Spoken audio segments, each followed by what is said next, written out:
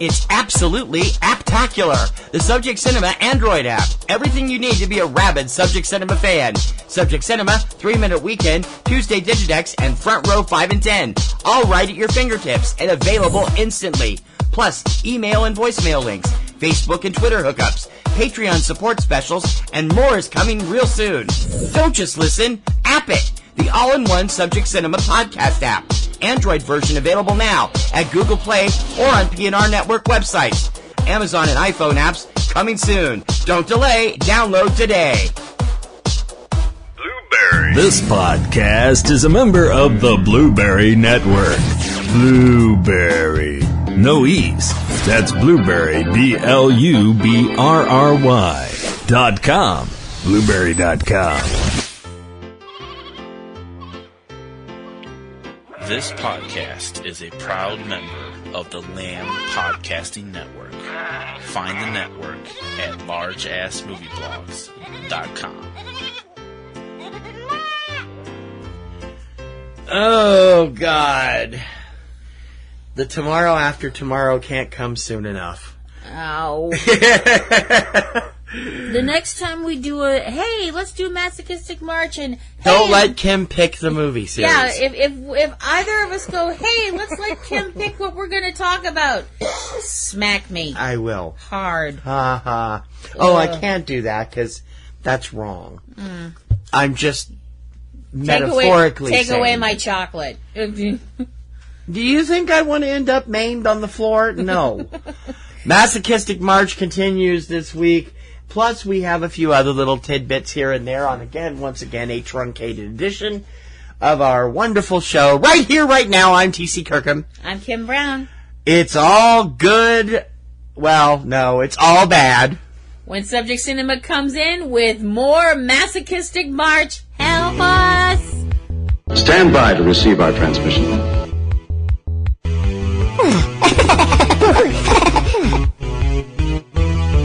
This town needs an enema.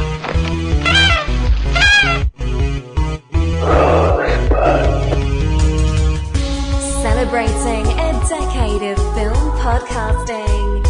Lasting out of Beantown, USA, you're tuned into Subject Cinema with T.C. Kirkham and Kim Brown. Directive. Oh, behave. Yeah. I volunteer as tribute. Suppose you run your business and let me run mine. Here's looking at you, kid. Before we get started, does anyone want to get out? Ladies and gentlemen, please welcome TC and Kim. Oh, God. You know, I'm really getting so tired of Star Wars ripoffs. Yeah, it's... Welcome to Subject Cinema. I'm T.C. Kirkham. Hi, I'm Kim Brown. Subject Cinema number 602, day and date, the tomorrow after tomorrow. Knock it off. March 25th, 2018. We just got home from the Salem Film Fest, had a lot of fun. We'll talk about that on our Travelogue show coming up in a couple of weeks. It's been crazy, although the shape of things to come, which is what we're going to be talking about, actually kind of fits into something we saw there. It does? Yeah, the experimental city. When you think about it, it's what should have been on the screen. I guess. Well, what we got wasn't very good. What we got was the cinematic equivalent of a boot to the head. And one for the Jenny and the Wimp. Boom, boom. If you're a Dr. Demento fan, you get that. Anyway, there is, all kinds of bad things to come. First off, we want to say hi to everybody. Hi. And we are very grateful that you are sticking around for Masochistic March. Of course, once again, as always, March on Subject Cinema gets our highest numbers of the year. So we are obviously listened to by a bunch of masochists, and thank you for listening. Because as we always say here on Subject Cinema, if we have to suffer, you have to suffer. And oh my gosh, is that coming true this month? Oh my Lord. Yeah, next week's going to be even worse. Oh, so sweet Caroline. It's going to be interesting. We obviously did have a good time at Salem Film Fest. We did. We saw We had 8 great excellent films. time, yes. We actually saw everything we were supposed to see. Yes. And like I said, we had some great stuff. And you'll hear more about those on our Travelogue show coming out in a couple of weeks. Mm-hmm. And we do have a few other things we're going to talk about later in the show. But right now, let's get to what everybody's here for. Masochistic March is here once again. And this month is Star Wars ripoffs. And today, Canada's contribution to that wonderful genre, H.G. Wells' The Shape of Things to Come. So for once, it's actually the right thing to do. Blame Canada. Welcome to a universe of robots with the power to perform wonders. And men with the will to destroy worlds of interstellar blackmail and intergalactic heroism. Beyond the Earth, beyond the moon, adventure beyond your wildest imagination. H.G. Wells' The Shape of Things to Come. Rated PG. Okay, quoting from the opening of the film here. The time is the tomorrow after tomorrow. Earth has been polluted and devastated by the great robot wars and is all but deserted. Man has moved on to the moon, colonized its surface, and erected vast cities in what was once wasteland. Ranging further out into deep space, he has embarked on an even greater era of adventure and discovery. But the survival of man is dependent on a continuing supply of the miracle drug Radic Q2. And Radic Q2 is produced only on the distant planet Delta 3. Dun, dun, dun! Right. So that's where my references to the tomorrow after tomorrow came from. So in other words, it's the day after tomorrow. Tomorrow. Yeah. So it's another disaster. No, the day after tomorrow. Well, the day after tomorrow is never mind.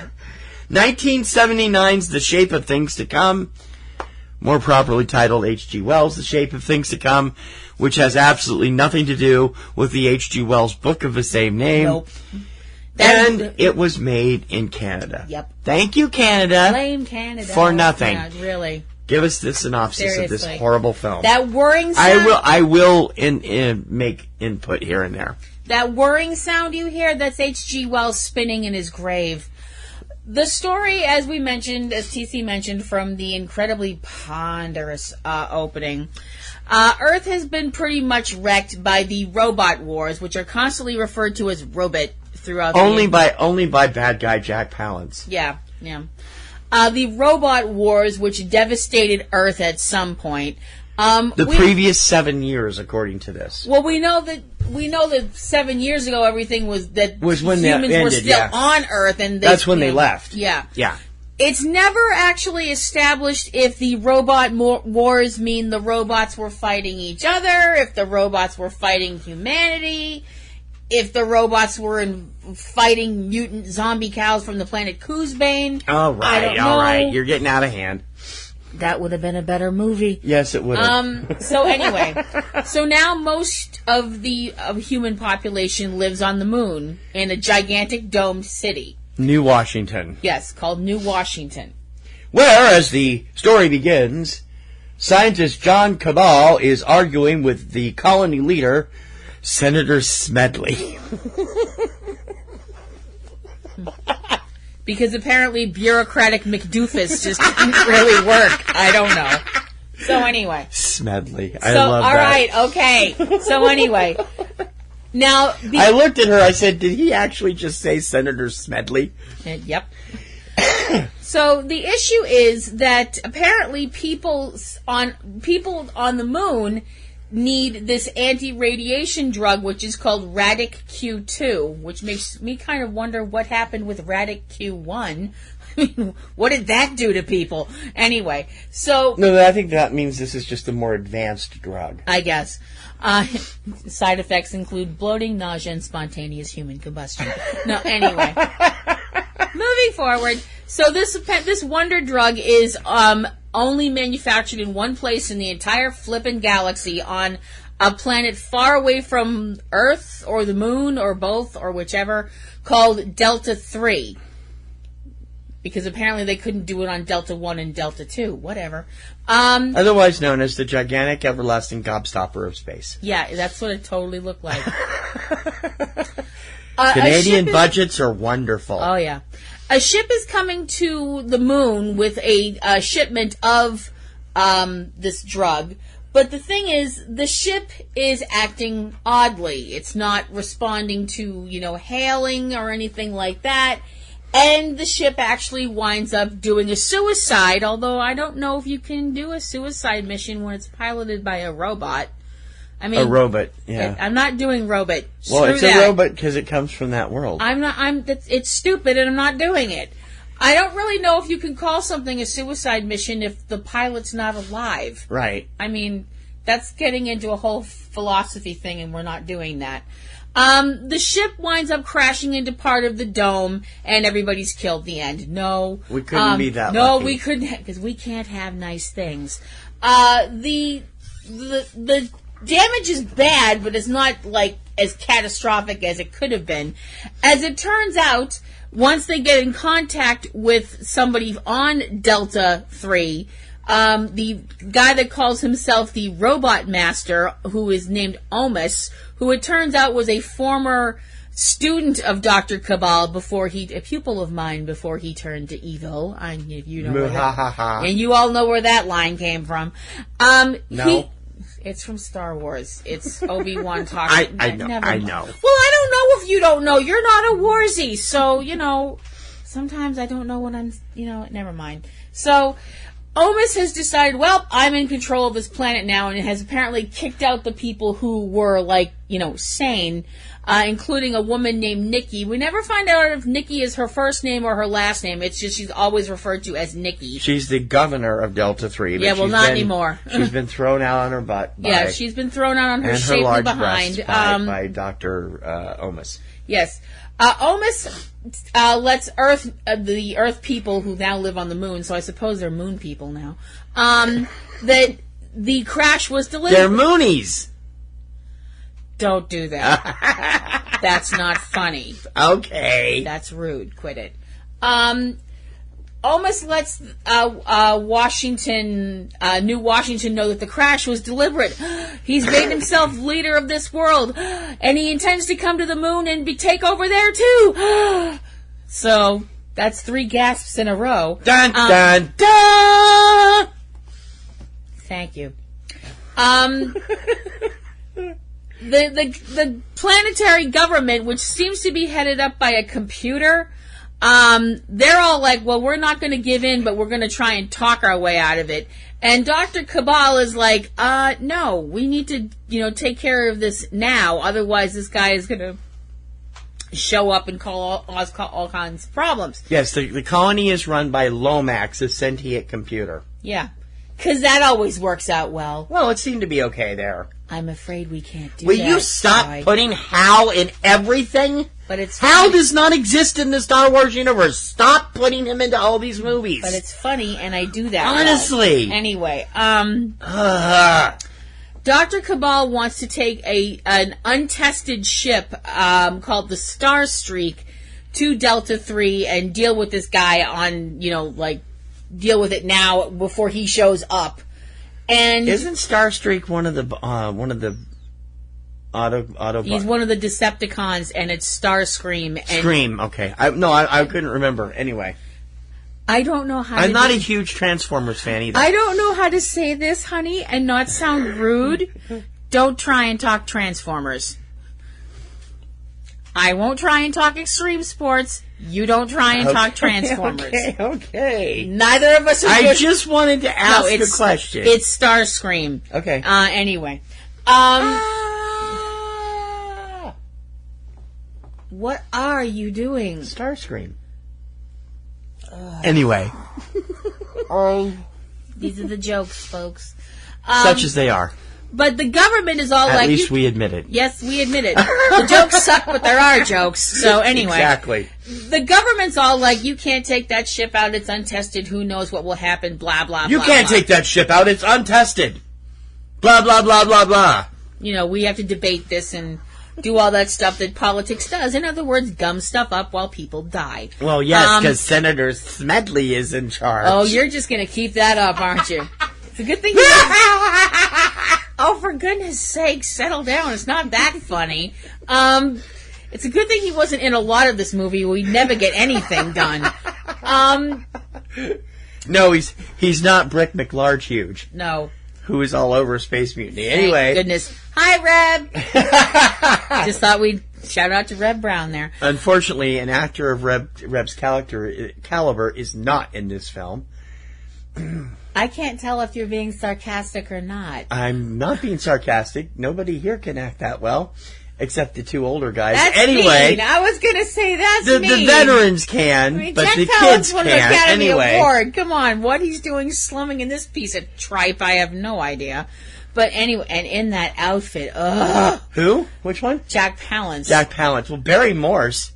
My God, and people who thought Space 1999 was bad haven't seen this film. Anyway. I know, but Jack Palance's outfit would make Carson Kressley pluck out his eyes. The doctor decides he's going to get the ship going, whether or not the government wants him to or not. And in preparing it for launch, winds up exposing himself to a fatal dose of radiation. Oops. Which he tries to keep from everybody so they don't know that he's dying. I'm like, once he starts, but he doesn't get any good lines, like ship out of danger, dude. Not cool. What? That's a good line. Barry Morse didn't even get that. He was all by himself. He didn't even get to ask anybody any good questions. He didn't get to have a Spock. Didn't even get to straighten his outfit. Seriously though, not cool. Of course, people are going to figure out that he's got radiation poisoning once he starts, glowing in the dark. But anyway, we're going to get through this. Come on. I'm not going to say what I was thinking because I will get in trouble. Anyway. Whatever it was wildly inappropriate. He'll tell it to me after we're off mic, and I will yell at him. So, there's that. The doctor sends out a call to his son Jason to help him get this ship going and get it out there. There we go. We've introduced Canadian Luke Skywalker. If you keep insulting Luke like that, I am going to win this comparison so people know what we're talking about. Yeah, because they're not exact copies of Star Wars. They're just inspired by them. It's inspired. Badly. It's inspired by and sucks badly. Yeah. Along with Jason, who is definitely going to help his dad out because they have a good father-son relationship, which makes it as unlike any Star Wars episode that we've seen so far. I can say that. I'm a warzy. I can get away with that. Coming along is the senator's daughter, Kim. Yes, Kim Smedley. They never said that. They just call her Kim.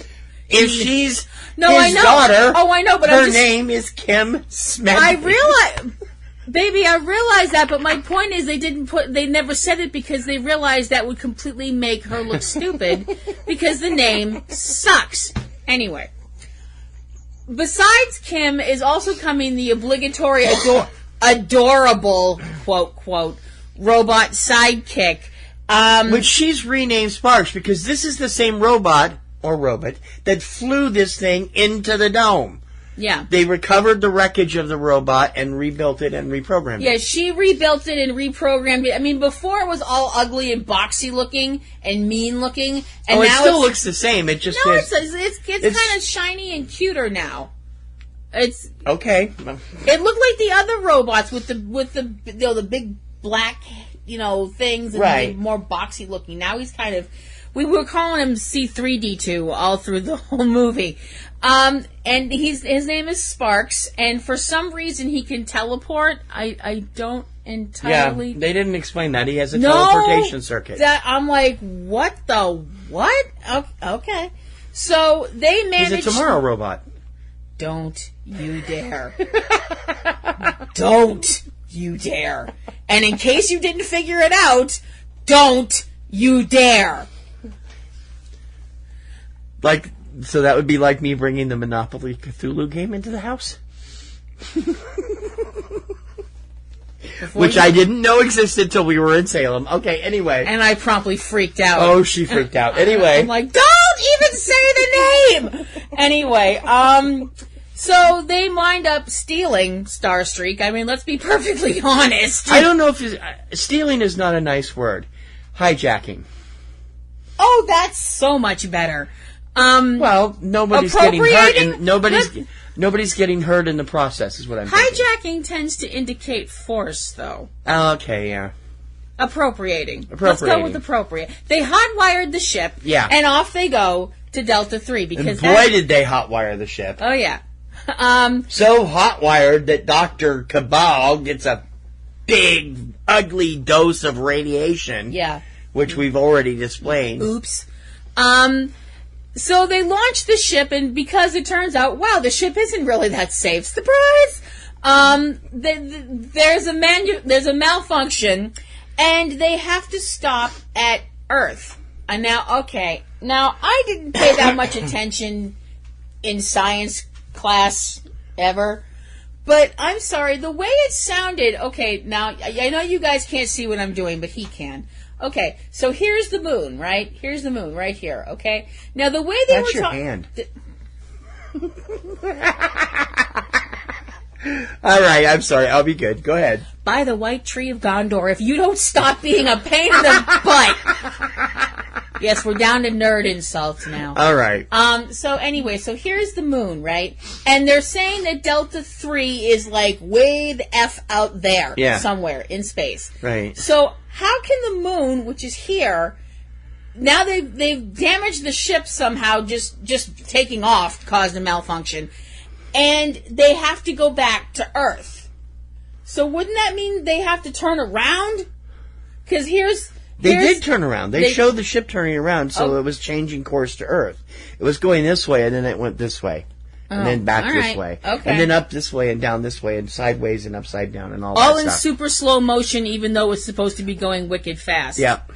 So they wind up having to go back to Earth, and the crew leave the doctor on the ship, and the front part of the ship can separate from the rest of the ship. Prepare salsa separation. Because we got about the card pull. Because we got about 9 bajillion spaceship upskirt shots before the I first really 10 hope that's minutes. not where Gene got the idea for the separation on the I doubt New it. Enterprise. I doubt it very much.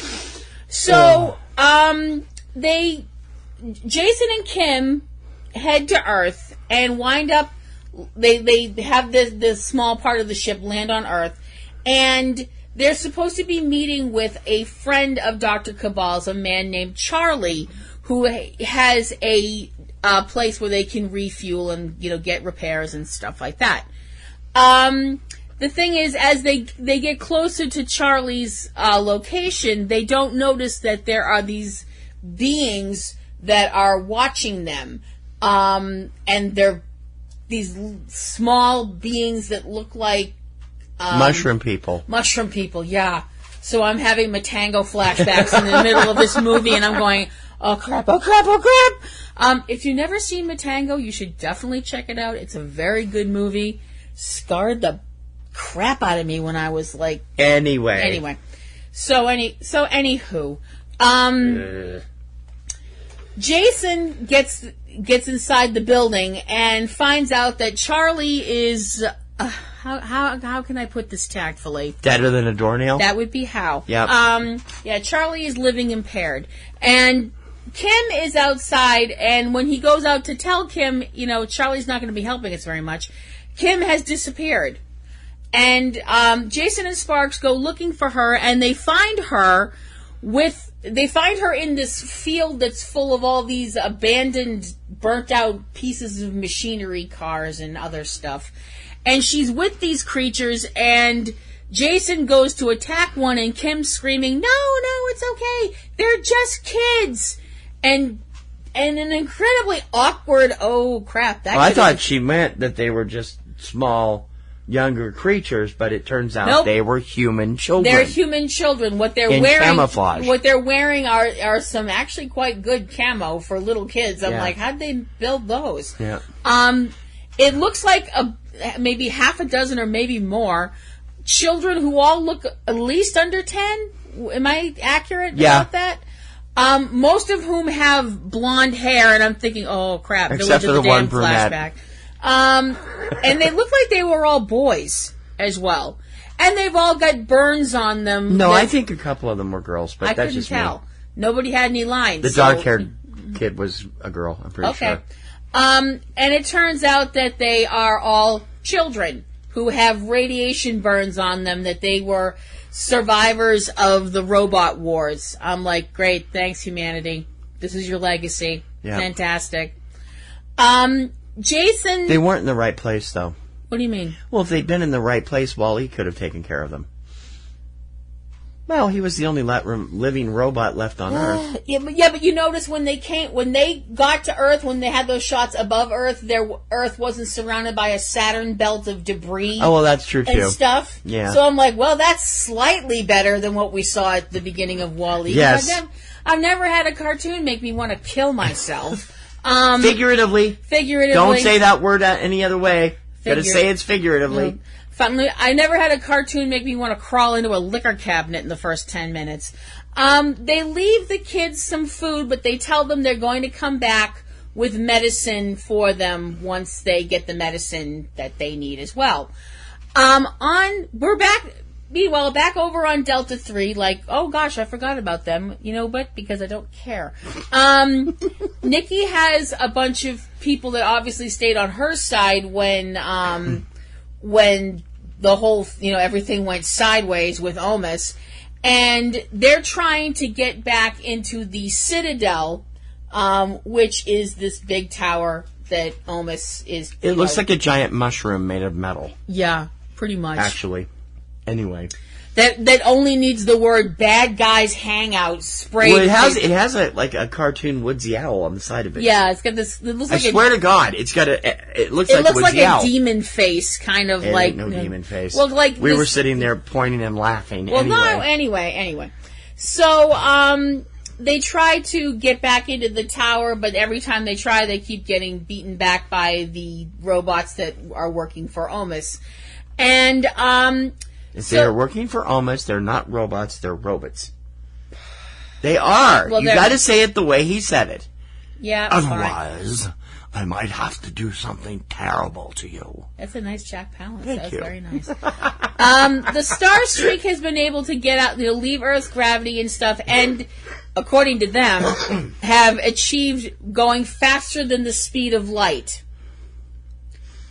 Right. Which was slowed down to really tiny. Well, the thing is, they wind up hitting what Sparks calls a gravity vortex, which almost destroys the ship and kills them all in slow motion. It looked and then he said they were time displaced, but that fixed itself pretty quickly. Yeah, apparently that's something that just can be fixed with a wave of your hand, whatever. I'm sorry, if you're going faster than the speed of light, how can we see you? That's a perfectly rational question. I know I don't have a lot of them. Because you're inside the ship. No, I meant us as the audience. If they're going faster than the speed of light, how are we supposed to be able to see them? Because if we couldn't, there wouldn't be a movie. In this case, that would be good, but not in the case of Star Wars or Star Trek. I was going to say, where is your problem? Stop causing problems and move on. Sorry. Okay, sorry. So, they wind up, they get out of this gravity vortex space whirlpool. And whoops, right there. They're right in front of Delta 3. And they crash into it and they die at the end. No. Because once again, we can't have nice things. They land and find Nikki and her people that are trying to help her. And there's a nice reunion between Nikki and Dr. Cabal because they know each other. They're old friends. They're old friends. But they wind up being surrounded by Omus's robots. Hey, she said it right. Yay. Because if I didn't, you were going to start bitching at me again. Yes. Omus appears in front of them as a giant spinning hologram from his shoulders up, and that didn't look weird. I thought that was one of the coolest special effects in this film. I liked that. The spinning part was, I was like, I don't get it. He's watching over everything. I guess. I have to be able to see what I'm controlling. Yeah. That wasn't as good, but you still, A for effort. And he demands to see Dr. Cabal face to face, mano a mano. And the doctor's all like, yep, that's fine, but everybody else, including his son, are all like, no, you shouldn't do this and all this stuff like that, but he's like, no, I'm going to do it anyway. Okay, before we go any further, we should point out that this film from this point on has a number of portions that require the ultimate in what Patrick Stewart termed starship acting. Mm-hmm. Because even though we're not on a starship, not the stars. Yeah. Anyway. Yeah. Go ahead. So Dr. Cabal, particularly Nikki and her clunky shoes. Yes. All the time when Nikki wherever she's running in the Citadel. Yeah, wherever Nikki is running in the Citadel, she has on a pair of moderately high-heeled, what look like boots. Uh-huh. And I'm going, costume person, whoever you are. Because the robots can hear her anywhere. Yeah. It's like they're being the leader of the rebels is a Shetland pony or something. Because Foley really screwed up in this mess. Really, seriously. Anyway, so Dr. Cabal is brought before Omus, who shows, Omus is all like, look what I can do, and I'm so powerful, and all this stuff like that, and how the robots that were on the planet before, they were just mining robots. They just did the whole mining thing, and that was their thing. But Omus, through his reprogramming and stuff, have made them into warriors that took control of the planet.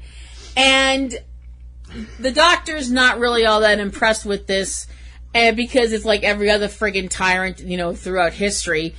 And tries to get Omus to see reason and be like, because Omus's whole thing is, I'm just going to show up and be a benevolent dictator and everybody will love me.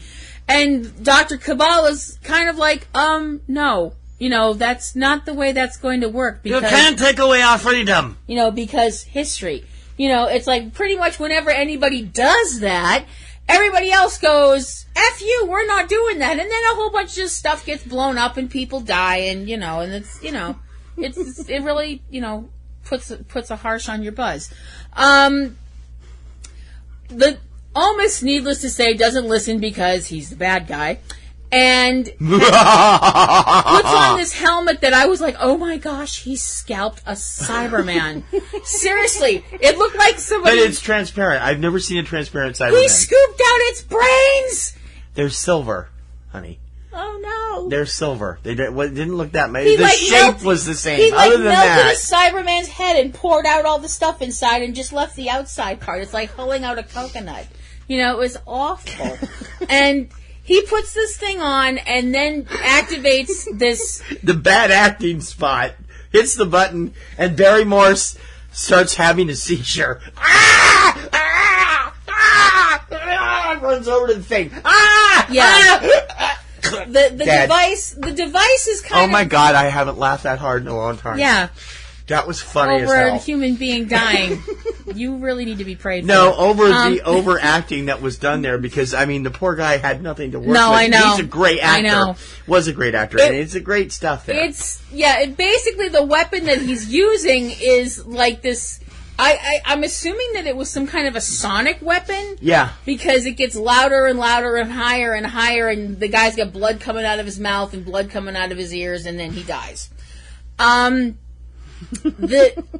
Jason and Kim and Nikki and Nikki's followers manage to get into the Citadel, and Jason finds his father has been murdered and is upset. You really can't blame him. But Kim tells him that the doctor already knew he had radiation sickness and knew he was going to die.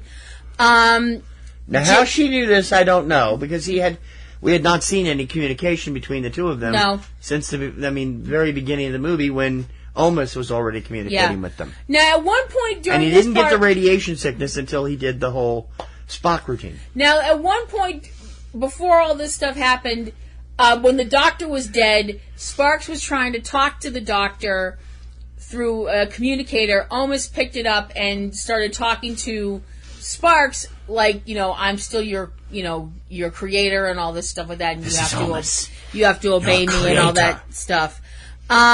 Jason, needless to say, wants to kill Omus because, hello, you killed my dad. But he winds up being taken prisoner by the robots. And it seems like Sparks has betrayed his friends because the little craft, the separate craft from the big spaceship rises up in the air. As it turns out, he hasn't.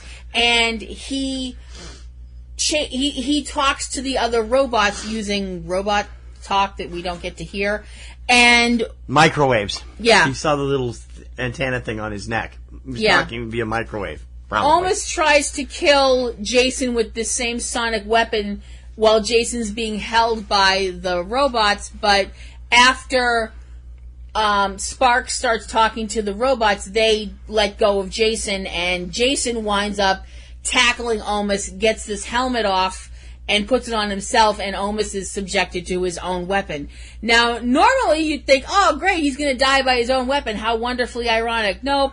Jason, he's already hit the failsafe. And he's already hit the failsafe, because before he, tried to kill Jason with the sonic weapon, Omus told Jason, oh, I have this device that is going to... Basically what he has is the Genesis weapon from Star Trek II. No, I think it's a doomsday machine.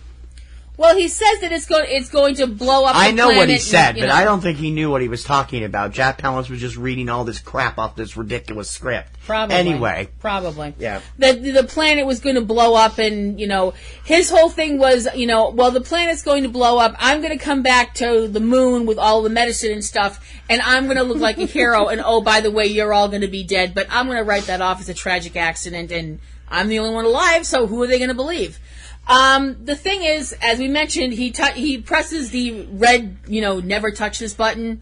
He totally presses that.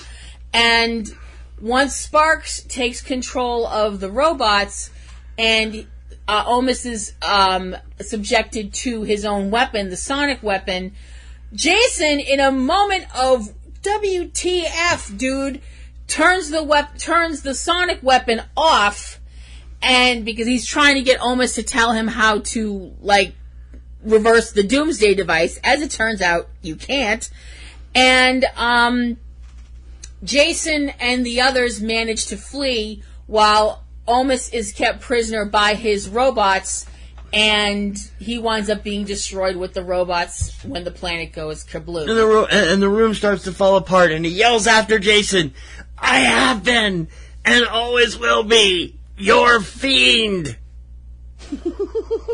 I am gonna bitch slap you into the next century. I think I got the other part in earlier. I needed to do that. Anyway. I've been sitting here waiting to do that for 20 minutes.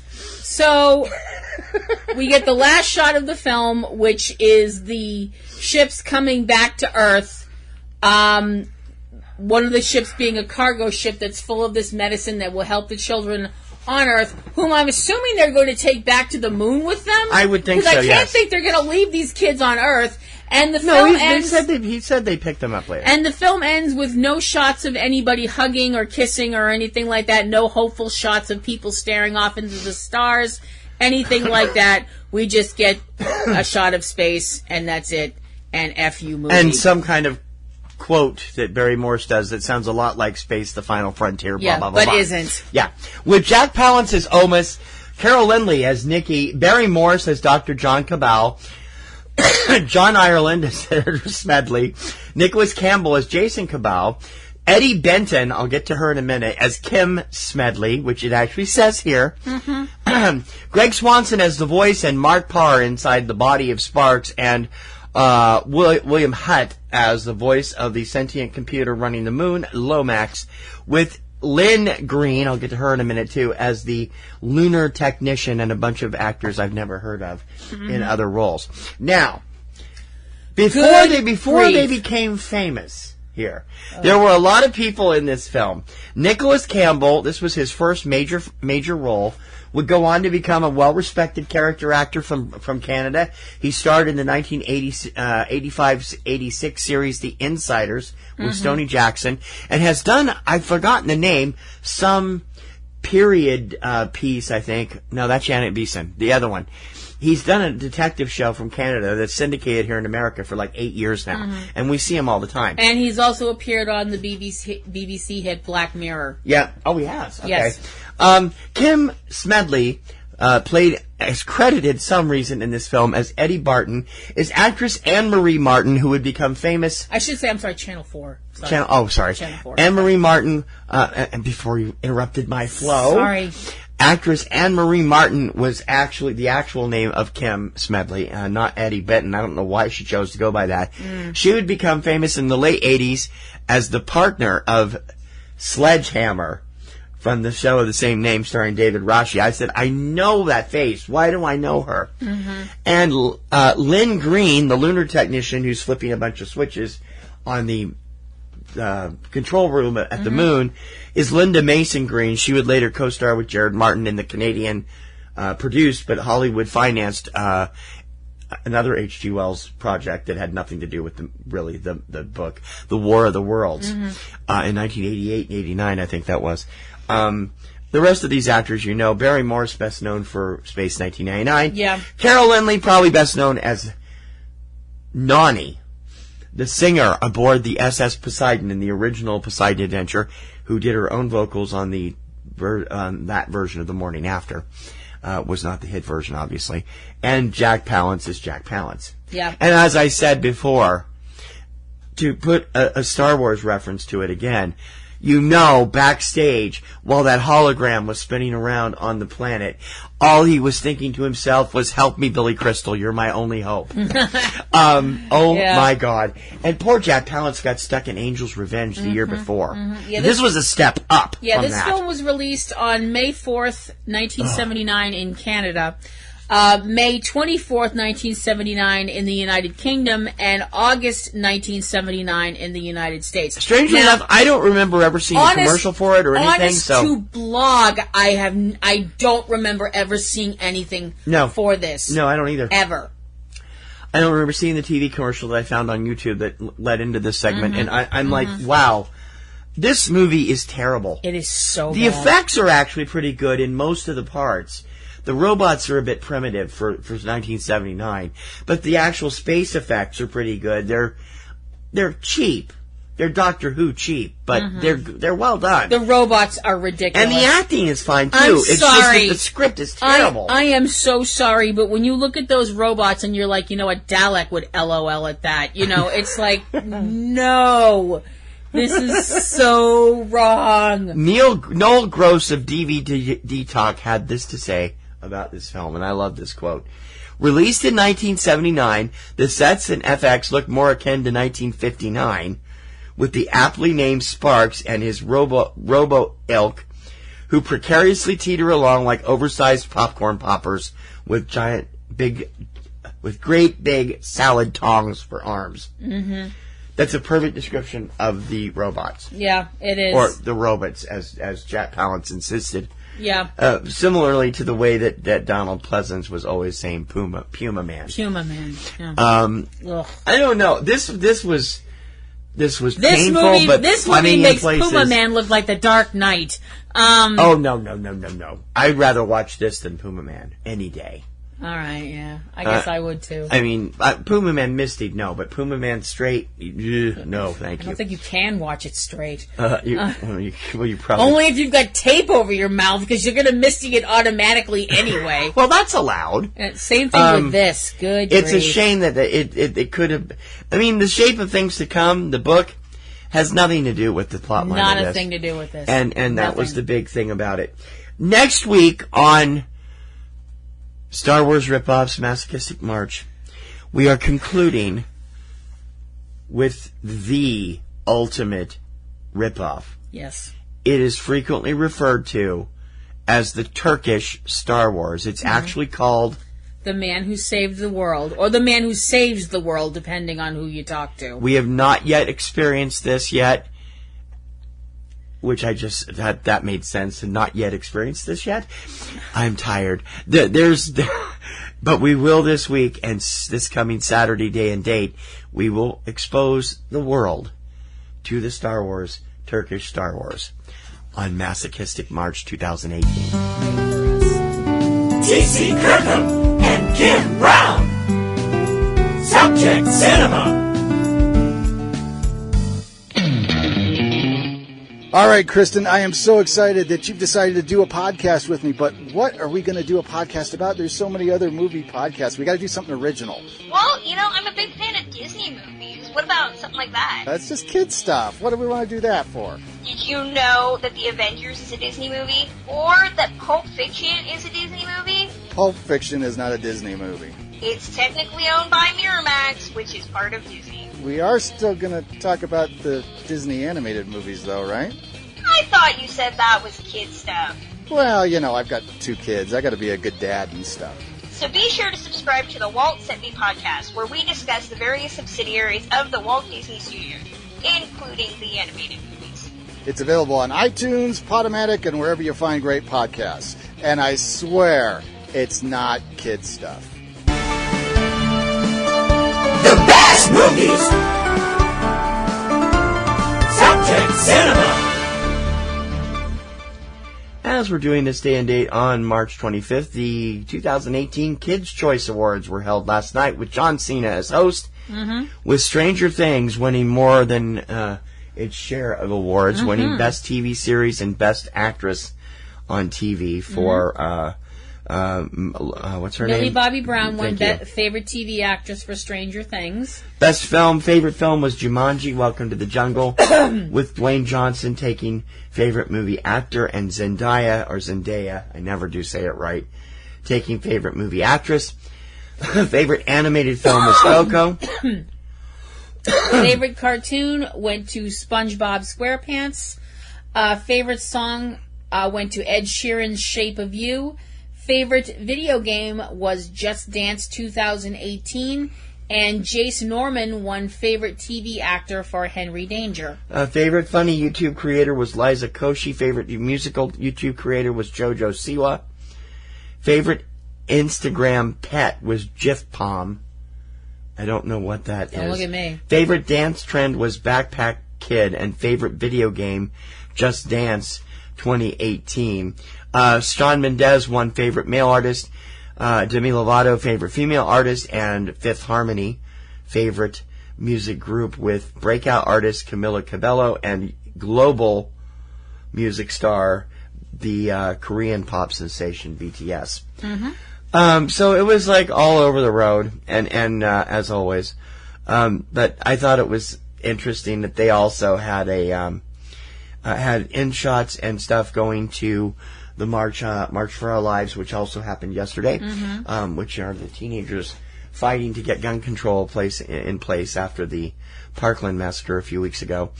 And I thought that was an interesting way to look at it. How I'm like questioning. I at first thought, wait a minute, Stranger Things is a TVMA show, but it's not. It's TV14. I checked. So, because I always thought it was TVMA because of all the gore and the guts and stuff. And yet they only saw to recognize Millie Bobby Brown. They didn't give anything to Finn Wolfhard or... I've forgotten his name entirely. Verizon Kid. What the hell is his name? I can't think of it. I'm sorry. You asked me too fast. That's terrible. The kid that says the Verizon Fios commercials, and I can't remember his name right now. I should. Wait a minute. I'll look it up. I'll be totally an idiot if I don't look it up. Talk amongst yourselves. It's really crazy when you think about some of the stuff that gets... I mean, congratulations to everyone that won, obviously, but I'm kind of like... Gaten Mazzarato. Yeah. Matarazzo. I always get it right. I'm kind of like Shape of You, really? Yeah, that's a little bit of an... A little bit risque for 11 to 15-years. It's not Cake by the Ocean, but still, you know. Oh, geez, don't even go there. It's like, wow. In fact, if I'm not mistaken, I think that won Best Song last year. Eek. I don't know. I don't know I'm sorry to Gaten for forgetting your name. I could see his face. I see him on I love the series of Verizon Fios commercials he does. They're freaking hilarious. And it's like, okay. So anyway, that's the Kids' Choice Awards for 2018. Just bringing this up because it's something that we are been monitoring for a couple years. There's been a lot of fuss that over the last few days. The Cannes Film Festival is coming up in May. Cannes! It's coming up in May. And of course, they have now outlawed selfies on the red carpet, which is unheard of. I mean, why would they do that? Because they just thought it's a pain in the neck and it's kind of obnoxious and it probably is a bit of a traffic jam. Right. But they were talking about selfies with other stars, I'm assuming. They have also taken other steps to do other things. And last year, they said they tried an experiment last year where they allowed 2 Netflix films, Okja and the Meyerowitz stories, in the competition. And the organizers got lambasted by the French press. So now they have, officially stated they can still show their films here, but you cannot compete for the Palme d'Or unless you commit to a 3-month theatrical run, which they refuse to do. Netflix runs some of its movies, not all of them, some of its movies in theaters for 1 week in order to qualify for the Academy Awards. But now that could be in jeopardy as well. In an interview on Thursday, let me find out where it was, with ITV News, Steven Spielberg was talking about a number of subjects, including promoting Ready Player One, which comes out in the next week. But I thought this was the most interesting statement that he made. He is worried about the future of films with how on-demand works. And I quote, "A lot of studios today would rather just make branded tentpole guaranteed box office hits from their inventory of branded successful movies than take chances on smaller films. Those smaller films that studios used to make routinely are now going to Amazon, Hulu, and Netflix. Television is really thriving with quality and art, but it poses a clear and present danger to film goers. But in fact, once you commit to a television format, you are a TV movie. You certainly, if it's a good show, deserve an Emmy, but not an Oscar. I don't believe the films that are just given token qualifications in a couple of theaters for less than a week should qualify for Academy Award nominations." Close quote. This is not going to set well with Ted Sarandos, the head of Netflix. Spielberg is basically taking our tact. We have said from the beginning, and we made it official policy in 2017, movies that do not get at least a 1-week full theatrical release that appear on Netflix will not compete for the Poppies and Rosie's Best Picture. They will only be eligible for Best Streaming Film. I'm sorry. I just think Netflix is deliberately tanking the theatrical model. Amazon, to Jeff Bezos' credit, is not. They are releasing their films in theaters first, most of them, not all of them, but they're high-profile films. And they released them for a bit. Manchester by the Sea was in theaters for at least 3 months. Yeah. And so some of their other ones, Gringo is theirs. It's out right now. There's a lot of give and take here, but I can't stress that I just don't believe Netflix movies deserve to compete for the Oscar. And I'm sorry, I need to say this to my fellow Film Independent members, they should not qualify for Spirit Awards either, because that's also a theatrical model. The Spirit Awards have a little bit of bending room because they do give television occasionally a shot. Yeah. But I can't agree with Spielberg more. If you're on Netflix, you're a TV movie. You're not a theatrical movie. I mean, I hate to say that. There's a lot of good stuff on Netflix. A lot of bad stuff on Netflix, too. But Okja was a critical smash. Made a lot of critics' lists for the end of the year. And the film critics also need to make that distinction, and they're not doing it. Yeah. Some of them are. A lot of IndieWires are, and some of the other independents. But I noticed that a number of film critics groups this year were all over Mudbound. For all the great that Mudbound is, it earns 4 Oscar nominations and several Spirit Award nominations. It's still a TV movie. It may have been the darling of Sundance last year, which it was in 2017. Mm-hmm. But it was snatched up by Netflix before it even aired and played there. And it only played in like 8 iPic theaters for 1 week, which Netflix has a deal with. For it to get, iPic is in. There's only like 20, if that many, iPic theaters in the entire freaking country. Mm-hmm. There's 4 or 5 of them in Mexico, which doesn't do any good for American awards. I just think that that's a crock. I always have. Yeah. So, Mr. Spielberg, we don't agree on everything usually, but that really hit home. I fully agree with your stance on this.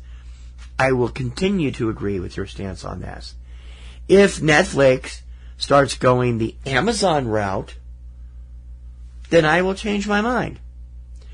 But Netflix, as it is now, is set up to destroy the theatrical model. And the theatrical model, along with NetPass, MoviePass, which is also messing around with the theatrical model now. Mm-hmm.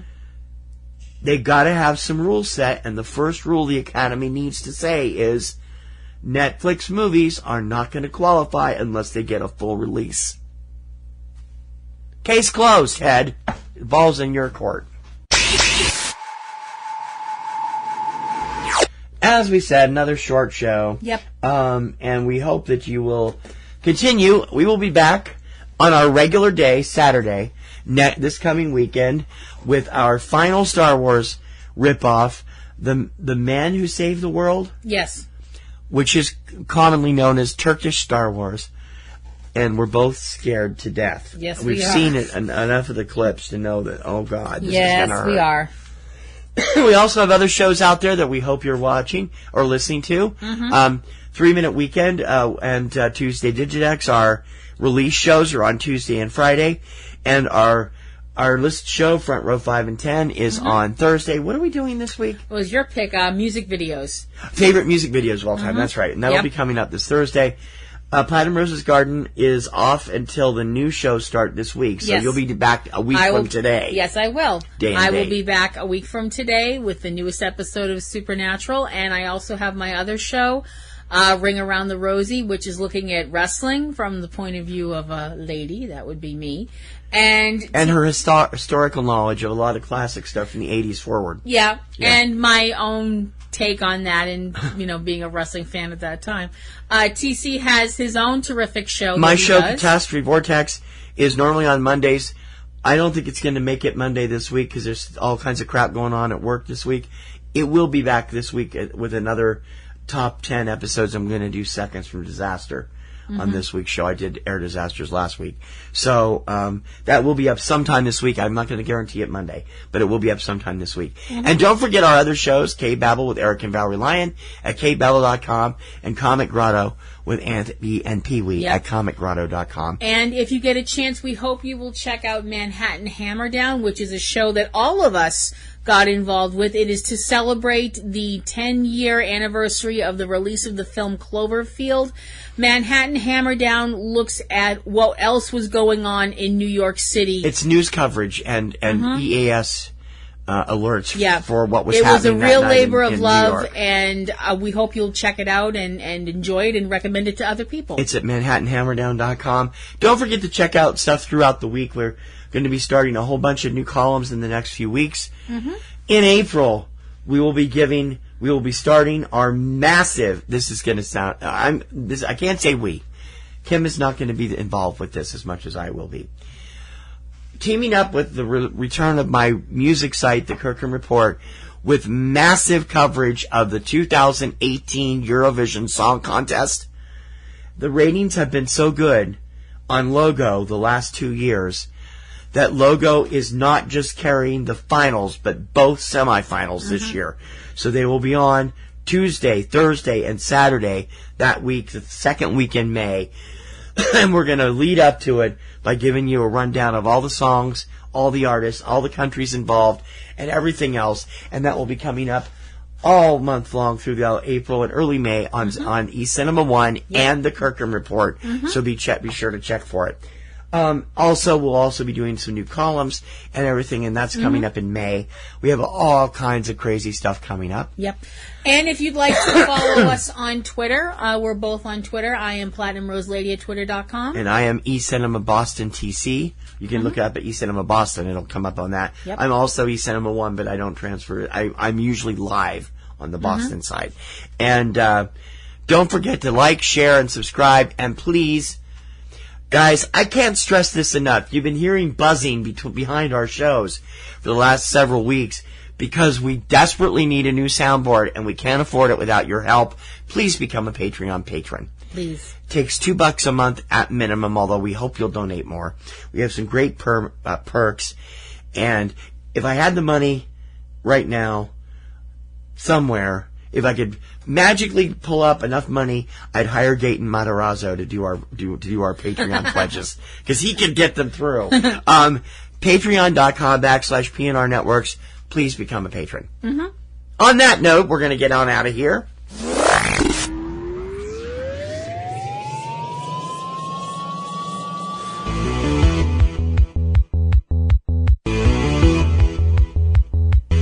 For Subject Cinema, I'm T.C. Kirkham. I'm Kim Brown. May your popcorn always be buttered. And may your roses always be in bloom. One more week until Turkish Star Wars. Help!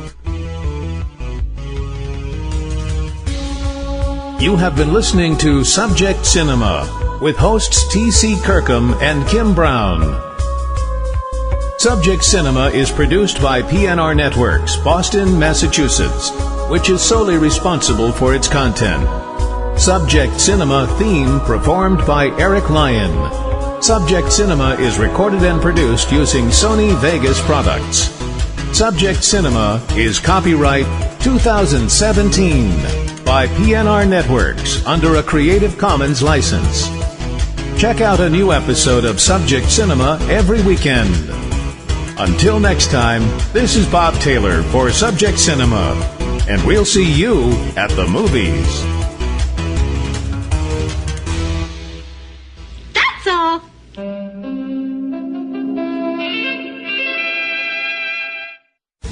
Podcasting's choice. From coast to coast, continent to continent, right here 24/7.